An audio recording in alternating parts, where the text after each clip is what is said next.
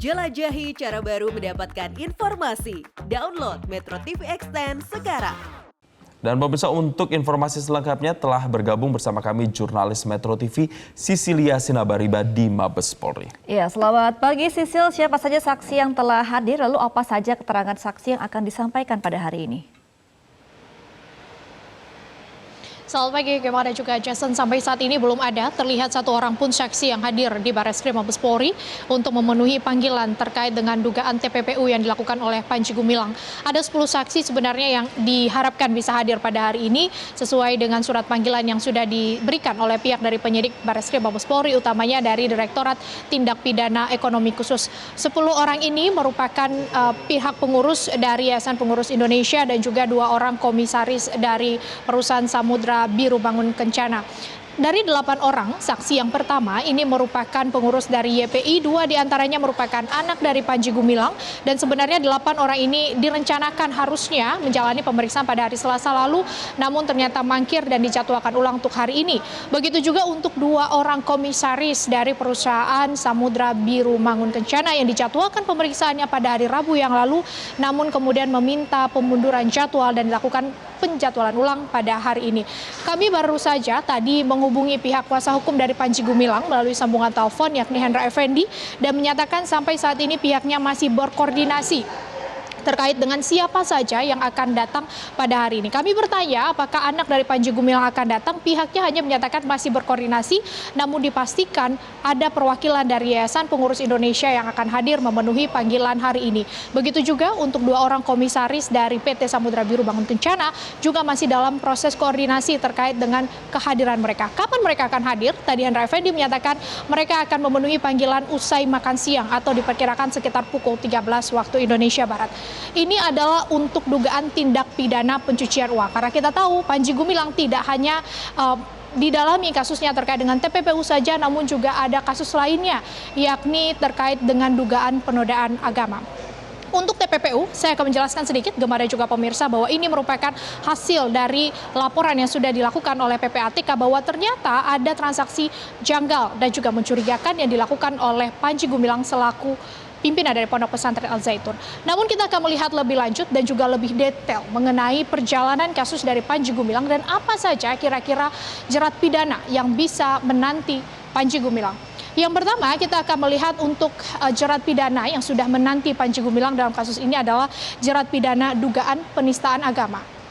Pada Juni 2023 yang lalu, pendiri NI Center, Ken Setiawan, melaporkan Panji Gumilang dengan dugaan penodaan agama, diduga melanggar pasal 156A KUH Pidana, ancaman hukumannya hingga 5 tahun penjara. Tidak hanya itu, juga akan ada jerat pidana yang menanti Panji Gumilang, yakni ujaran kebencian. Hal ini bisa saja Panji Gumilang diduga melanggar pasal 45A ayat 2 Jungto pasal 28 Undang-Undang Informasi Transaksi dan juga Elektronik nomor 11 tahun 2016. Ancaman hukumannya 6 tahun penjara dan denda hingga 1 miliar rupiah. Tidak hanya 2 itu saja, ada juga yang lain, yakni penyebar luasan berita bohong. Pasal yang bisa saja dilanggar oleh Panji Gumilang adalah pasal 14 nomor 1 tahun 1946. Ancaman hukumannya 10 tahun penjara. Tidak hanya dugaan penodaan agama ataupun penistaan agama seperti yang dilaporkan oleh Ken Setiawan, namun juga pihak kepolisian terus mendalami terkait dengan dugaan tindak pidana pencucian uang. Ada transaksi dengan total 15 triliun rupiah yang dilakukan oleh Panji Gumilang sejak tahun 2007.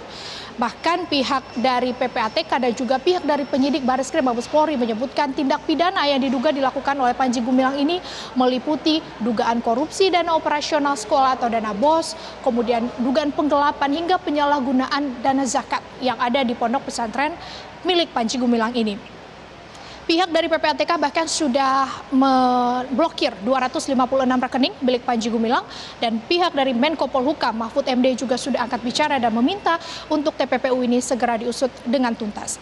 Selanjutnya, bagaimana kemudian perjalanan dari kasus Panji Gumilang? Mengingat laporannya sudah dilakukan sejak bulan Juni yang lalu, sebulan atau hingga saat ini masih belum ada tersangka yang ditetapkan oleh pihak dari penyidik Barreskrim Mabes Polri, utamanya untuk dugaan penodaan agama.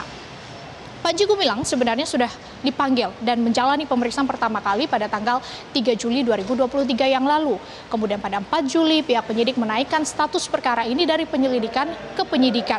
Selanjutnya pihak penyidik kemudian melakukan pemeriksaan terhadap barang bukti ke laboratorium forensik dan pihak penyidik menyebut sudah menerima hasil dari uji laboratorium forensik tersebut dan terus dianalisis. Dilanjutkan dengan pemeriksaan sejumlah saksi, ada puluhan saksi yang sudah diperiksa oleh pihak penyidik, baik itu saksi terlapor, saksi pelapor maupun dari saksi ahli. Kemudian pihak penyidik sudah menerima juga sebenarnya rekomendasi dari Majelis Ulama Indonesia terkait dengan fatwa pada pondok pesantren ini. Lalu kemudian memanggil terlapor kembali, dalam hal ini adalah Panji Gumilang yang seharusnya Panji Gumilang hadir pada hari Rabu kemarin namun ternyata mangkir dengan alasan pemulihan sehingga dilakukan penjadwalan ulang untuk pemanggilan kedua Panji Gumilang pada pekan depan, tepatnya pada hari Rabu 3 Agustus 2023 dan tentu diharapkan agar Panji Gumilang bisa memenuhi panggilan ini.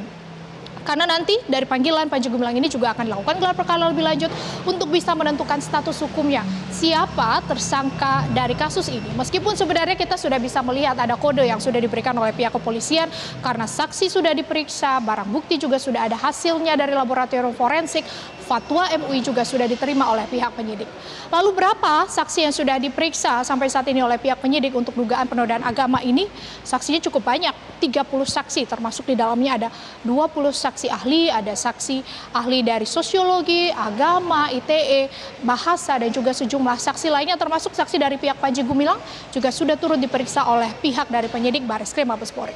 Nah, artinya kita tinggal menunggu nanti kedatangan dan juga komitmen dari Panji Gumilang untuk bisa memenuhi panggilan keduanya sebagai terlapor dalam hal ini sehingga pihak penyidik bisa menentukan langkah hukum selanjutnya.